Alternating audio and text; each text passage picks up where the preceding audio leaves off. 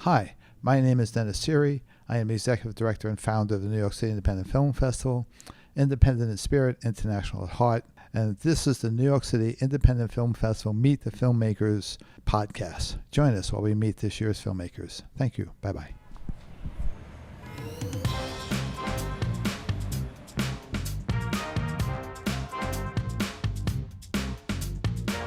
Hi, in this episode we have Brendon and Maggie. Hi guys, thank you for joining us. Hello. Welcome. Hello. And please introduce yourself and tell us about you. Brendon, you go first. Yeah, thanks, Maggie. I'm a comedian based in New York. I've got a long history of comedy, been doing it about 24 years, and have been writing stage plays and screenplays since I was in high school. I'm primarily an actress or producer by necessity. I went to UCSB for my BFA. I moved to New York right after college. So I've been acting professionally for about 15 years. And doing film acting and film producing for the last 10. Well, acting for the last 10, producing for the last 2. And she's doing a great job at it. Thanks, Brendon. All right, so let's start with what made you want to be a filmmaker? How did that come about? As far as a filmmaker goes, a lot of it came out of necessity, which is what I was sort of saying before. When you're an actor and there's a writer's strike going on, and then a Screen Actors Guild strike going on, and you still want to make good art, and your good friend Brendon brings you an awesome script, you go, okay, how do we make this happen? And so you sit down, you call in all your friends, and you see what you can make with that. And so that's really where the filmmaker part came in for me. As far as acting goes, it's what I wanted to do since I was a child. Okay. So yeah. All right, great. And Brendon? Yeah, I think something that Maggie said that I think I really appreciate is it feels like if you're in the business of entertainment, you can't really wait for opportunities to come along. You have to create your own opportunities. So it feels like by necessity. I think also just the power of storytelling, like the DIY aspect of doing this, I think is really appealing to me. And being able to tell a story that's kind of on your terms or in a collaboration with people who you share your vision is really important. And so that's, I think, kind of where my foray into filmmaking came from. Plus, I know people who make films, so I want to do things for them so that they make films with those things. So how long have you been doing this? In some ways you kind of answered that, but we'll get to like how long have you been doing this? The overall. Brendon, why don't you go first? Yeah, I mean, I've been doing stand-up comedy for 22 years. I was doing improv for 2 years before that, and I've done a lot of different screenwriting and mostly stage play writing, to be honest. But it's difficult. It's amazing because you can be doing creative works for a long time and then not have connected with people who are like actually going to be like, okay, let's pull the trigger on it, let's go. And so I've had a lot of things that I've written over the years that have never been produced, and it's just nice, I guess, to finally meet some people who are actually want to do it. So I actually haven't really I've worked on films. I've been a PA or an extra or featured extra or been an actor and things before, but I've never been on the production side before. So this was really special that Maggie wanted to make this happen. Okay. And Maggie? Well, as an actor, I think I said I've about 10 years in the film world. So film, TV. As far as other jobs, I've PA'd, I've done some intimacy coordinating, but I'd been an assistant producer on a couple of projects, but I'd never really taken on a film project myself. I'd produced a lot of theater in the past. So this is my first time really delving into that at the helm. So when you first, we're going to go back, way back, when you first told your parents or your friends and family, I'm going to be a comedian, I'm going to be an actress, what was the response? How did that go? How did that conversation go down? Not have your engineering degree or. Yeah, this is such a good question. I want to field this one first, if that's okay with you, Maggie. Yeah, go. I've been ever since I was a kid, like a child, I told people I wanted to be a stand-up comic. Like I was literally like 5 and 6 years old. People would be like, "What do you want to be when you grow up?" And I'd be like, "A comedian." And people just would be like, "What is this kid saying?" So it's so funny because I feel like for every other person, their parents are always encouraging them to be like, "What are you doing? Like, be a lawyer, be an engineer, like whatever." And every time thinking I should do something practical. My parents are like, well, I really think you should probably just go to school for theater. Like, so I'm actually going to clown school this summer. I'm going to potentially the world's most foremost clown school in France. And that for anyone else, that would be the most frivolous and ridiculous decision they could make. But I feel like my family's like, finally, he's taking this seriously. Like, That's so good. Okay. I did get very lucky. I have parents who are very supportive. They definitely had the moment where they're like, "Are you sure you don't want to be a lawyer?" But they have always been incredibly supportive. And right down to when I went to school, I got my BFA in acting with a minor in philosophy. So I was really just determined to like really really drive it home that I was not making money. I majored in philosophy with a minor in creative writing. So there you go. You and me, Brendon. I know. We're just conquering asking the finance world. Asking really good questions like, what's the Yeah. meaning of life and do you have any change? All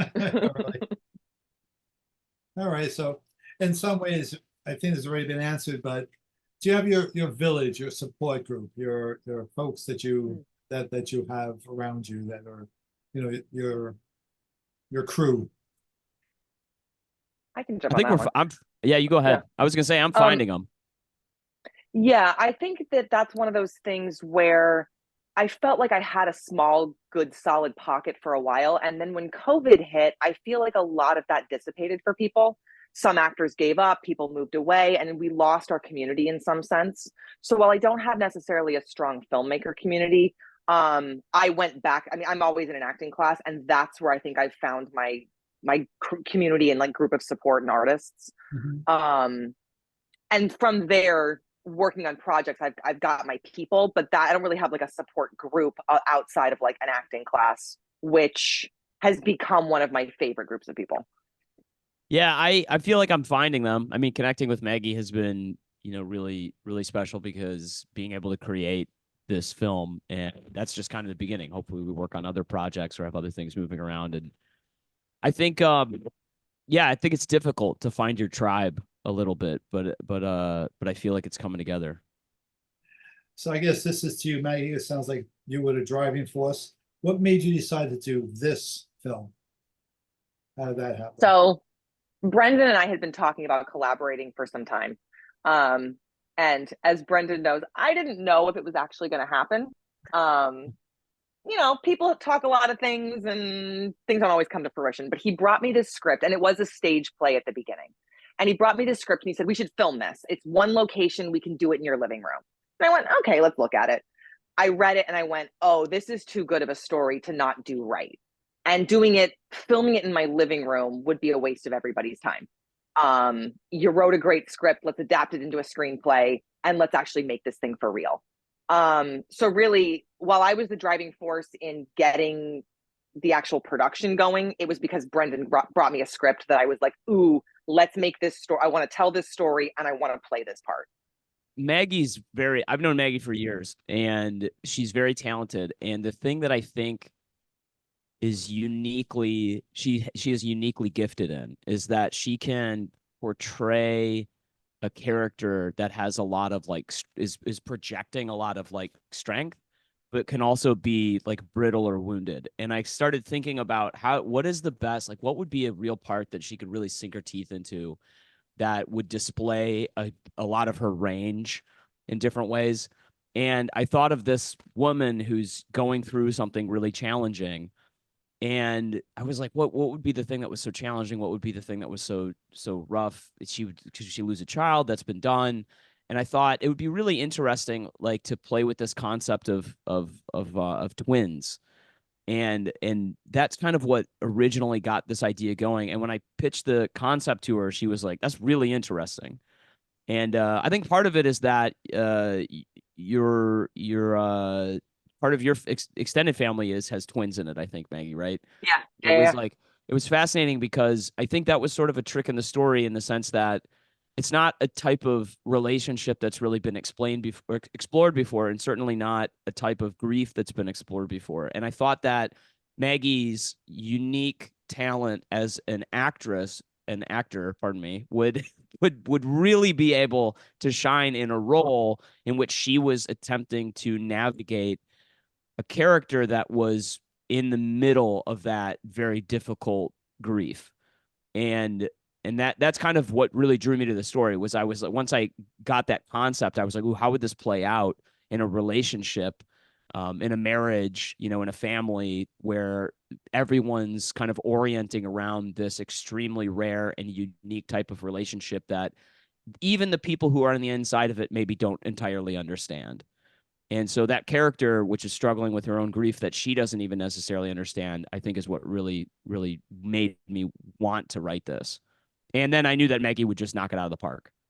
Thank you. Well, and Brendon pitched this idea of, he brought to me this idea that twins, when they lose an identical twin, there can be a sort of phantom limb pain. And I thought that was fascinating. And the identity crisis that goes with losing a twin. And once he pitched those ideas to me, I was in. All right, so my next question, I'm going to put them together. What was the hardest part and what was the most fun part of this whole thing? Yeah, Hardest you go part ahead, is Maggie. money. That. Yeah. The hardest part is money. And for me, the hardest part was because I didn't have the money that I wanted. I mean, we did this for $10,000. So we had a chunk. We can always use more. But I was able to bring in some really amazing people onto the project, and knowing that I wasn't paying them what I would like to or what their normal rate would be, that was a hard thing for me. So asking a lot of people that I knew I wasn't paying very much to was a tough thing to navigate. And also because of that, we had a very condensed time period, especially for what we wanted to do with it. So that was tough. We have the movie set in the 70s. And so to get that vibe with a 2-day shoot and set dressing and no budget was tough. I think the most fun part was everyone on set was amazing. We got on set and everybody brought their A game. Everybody stepped up. I mean, Brendon, who was our writer and could have easily come and just been like, I'm the writer, my job is done. He PA'd for us. Because I was wearing multiple hats and I was the producer, he was our craft services because I was like, I can't even be thinking about that. So just everyone was willing to really just get down and work. And I think one of the surprising things to me is I knew I was going to love the acting part. I knew I was going to love the people on set, even if I didn't realize how amazing they were going to be. But one of the biggest surprises, I wasn't even thinking about music. And I got really surprised by how great our musician was. Our composer came through with an amazing song that was like the last thing on my radar. And that was a really fun surprise in making the film. Brendon, your 2 cents? Yeah, I think I think being on set was probably the best part. I think that was the most exciting. And yeah, I mean, Maggie's not wrong. Like I was like driving around picking up sandwiches for everybody. Like, and it was sort of funny because then every once in a while, our director, Louis Lucci, who's great, would kind of like, they'd be talking about him and the DP, Ryan Ballas would be talking and be like, how do we want to portray exactly this like scene? And then he would come over to me and be like, when you first wrote this, like, what would you, and people on set would be like, wait a minute, why is Louis talking to the PA? Yeah. And I'm like, oh, I wrote this movie. Yeah, it was a lot of fun. I don't know. The hardest part, I mean, honestly, Maggie did the heavy lifting. Like Maggie is the one who like really made this happen. So I've in my entire career as a creative have rarely had the opportunity to work with people who have taken something I've created, or once I had the football, given it to them, and then that they ran it all the way into the end zone and beyond. And Maggie's like done that. So for me, I'm sort of privileged in the sense that not very little of this was very difficult for me. I feel like I got on a roller coaster and I was like, man, this is awesome. But he also let us take his ball and run. Yeah. Because he brought, like I said at the beginning, he brought us a theater script, knowing that we were going to be adapting, but he brought us a theater script, and then he really let my co-star Anthony Robert Grasso and I, like we got together and we rehearsed it and we had worked some of the dialogue, and then we would come to Brendon and say, hey, for film, because it was a very dialogue heavy script because it was originally written for stage, for film we have to pare this down. here are our ideas. How do you feel about that? And he was like, oh yeah, and here's how I think it should go. And then the three of us were able to workshop this script together with what felt, at least to me, like no egos were involved. It felt super collaborative and just in service of telling the story. And Yeah, that was a really special thing for me. yeah, I was gonna say I appreciate you saying that because I think that it was very additive, and none of the notes or feedback was it. None of it felt self-serving. It was all like we want to make a really great piece of art, and here's the way that we want to. Here's how I think it should really go. And so I think it was great for me because I like working in a collaborative environment. And I like getting feedback on my work, and none of it was so particularly they always say like you have to kill your darlings, but there was very little of it that was like very painful. Although it is like there I do have to say as a writer, as somebody who's creating the idea, you're like, oh, you want to change that line, huh? Like, but it was fine. Yeah, yeah.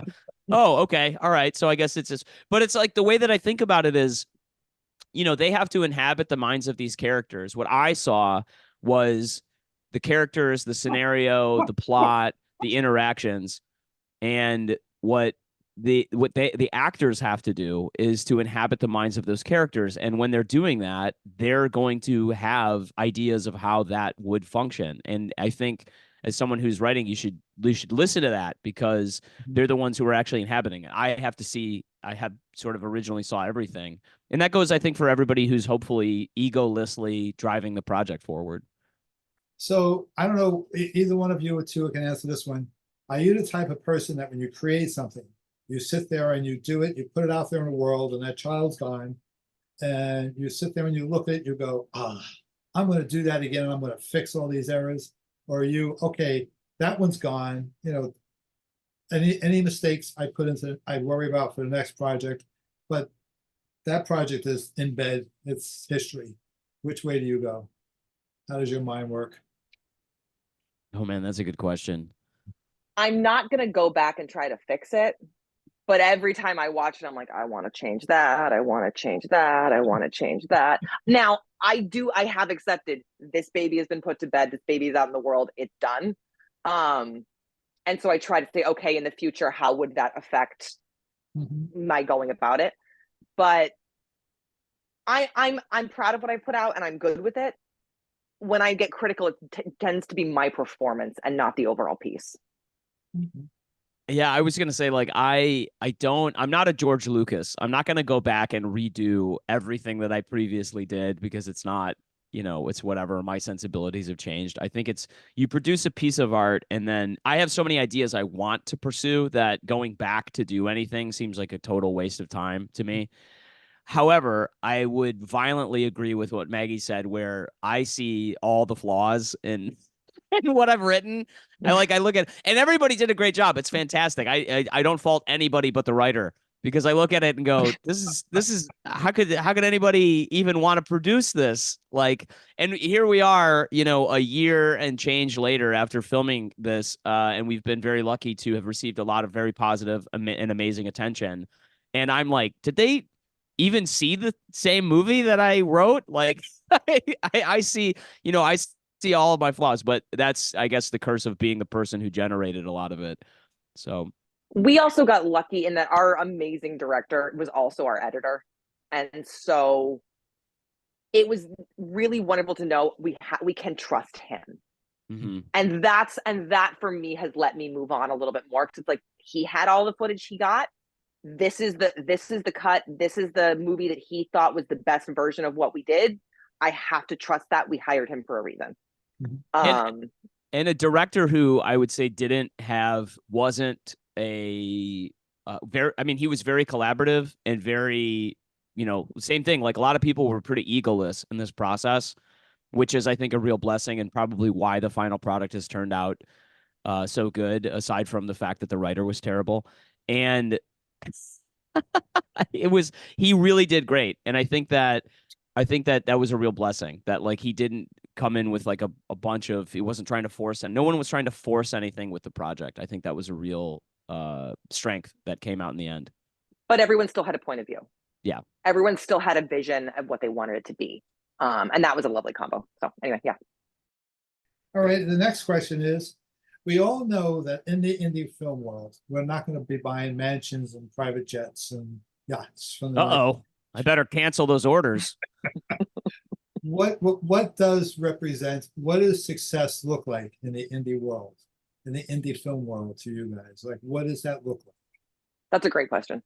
I think it looks like making something that you're proud of, getting it seen, and knowing that you've connected with some audience members. If you are able to get your movie that you're proud of in front of an audience and have even some of those people feel moved, feel connected, feel seen, feel like you see them. If someone gets seen out of it, and I mean that emotionally and psychically, not like you went and saw a movie on a screen, but if someone feels seen, or that's where I think it's successful. I'm in total agreement with that. I think that, to be honest, this is already I feel like has been so successful and has been everything that I could have imagined wanting out of this. The only thing I wanted out of this project when it started was to write a part that Maggie liked, and that and it's gone really well. And getting recognition, it's going splendidly. Getting recognition for screenwriting and for the collaborative, product that we've produced, and the, positive attention and accolades that it's received has just really been overwhelming. And I really can't be happier about it. That's already, in my mind, the success that I could have ever wanted out of it. And I think it's been massively confidence building for me. So I'm going to continue, to more into the world of independent filmmaking. Yeah, and of course, like if it's a short that's a proof of concept, that's its own kind of success. Or if it's a feature that's going to get sold, that's its own kind of success. But I think in our purposes, especially with like just this short standalone, that's what we could have wanted from it. I wanted to write something for Maggie that she could be like, I'm going to put this in my reel and make it the cornerstone or something like that. And I think it's been really fantastic to see, because she's wonderful in it. Thanks, brother. It's in my reel. Mission accomplished. There you go. Yes. Success. All right. So somebody comes along and goes, "Hi, Uncle Brendon. Hi, Aunt Maggie. I'm going to be a filmmaker. What do you think? What would be your conversation?" You want to go first? Yeah, I think I would, depending on how old they were. So I have two nieces, and I think it would be very exciting if either one of them was like, I want to become a filmmaker. I would go, let's go shoot something right now. Like, listen, Evie, listen, Lena, we're going to take Uncle Brendon's iPhone and we're going to go outside. We're going to come up with a movie. We're going to go shoot it right now. Like, I just can't think of anything better than to encourage them to want to explore their creative impulses. And if they wanted to do that, we're going to do it. We're going to make something cool, and we're going to edit it together. We're going to finish it up. And then I'm going to play it for my sister. And that's exactly what I would want to do. I would be more practical than that. Though I agree with everything you said. Well, keep in mind, my nieces are 4 and 3. So fair. I would say find talented people that are also good people. Because none of us are buying jets or mansions on indie film.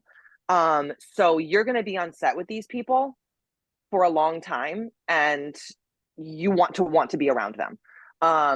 And then if you can find talented people that are your tribe, they're the people that you can call in and say, I'm going to pay you $250 a day to get this done. And so if you got those people in your corner, you can really do phenomenal things with very little. So surrounding yourself with the right people, I would say, is number one. And then number two would be, there's definitely going to be a lot of obstacles, and there's almost always a way around them. So just be ready to problem solve, because you can get through a lot of stuff that seems like it should completely stop you in your tracks. Okay, great. Thank you, guys. That's actually the last of my questions. Anybody have anything you want to last minute pieces of advice or statements you want to make? I think I have two. Okay. I think that just one of the things that's been a big lesson for me, that if anybody takes anything away from, this interview or watching the film or anything, the strongest piece of advice is, I really think it is extremely important for anybody to really follow their passion and to follow, no matter how frightening that might seem sometimes, is to really put themselves in their work out there and not listen to anything else than the little bit of inspiration that you had to want to do it in the first place. There's a lot of reasons to not do something, and you shouldn't listen to any of them. That's I think that one of the biggest things that have come out of this project in the last year, and I really hope that somebody can take that and run with it. Okay, great. Thank you, guys. I'm gonna piggyback on that real quick. Go ahead. Not making things that you think are going to be commercially successful or what people want to see. I've been in a lot of indie films as an actress where the justification is, oh, well, we need to add this in because that makes it more marketable. We need it, and the story gets lost and the characters get lost, and it turns into this mishmash of garbage instead of really just telling the story you want to tell.